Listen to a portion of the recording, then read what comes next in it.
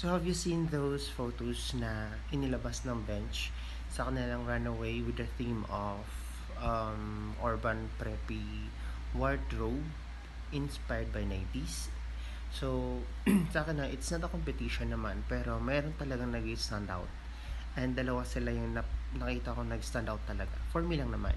No bashing, and this is just my opinion. Unang-una dito is si Kai Montenola. We all know Kai. She's very pretty and she's very petite, diba? Kung baga, kahit na anong ano mo sa kanya, kahit na anong ayos mo sa kanya, kahit anong ipasuot mo sa kanya, talagang gumaganda yung suot dahil sa sumusuot. Ganun. She's she's very different when it comes on modeling. Feeling ko forte talaga niya yung pagmo-model kasi kitang-kita mo naman talaga sa kanya yung galaw niya and yung mga postura niya doon sa bench. And then here comes Fiang. Although nakita naman natin before si Fiang sa modeling. And this time around, iba kasi yung tema. And it was inspired by 90s yung tema. And napansin ko talaga sa aura dito ni Fiang, para talaga siyang Korean artist. Yung aura niya. Tingnan niyo yung picture niya. Yan yung sinasabi ko. Ang ganda kasi talaga. Alam mo yung para siyang kasama doon sa mga Korean series, pero siya kontrabida.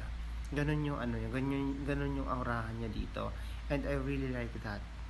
Ito kasi si Fia, napansin ko lang every time nabibigyan siya ng spotlight, talagang she ate it, she nailed it. Maganda talaga yung maganda talaga yung mga aurahan niya kapag nagfo-focus siya sa isang trabaho.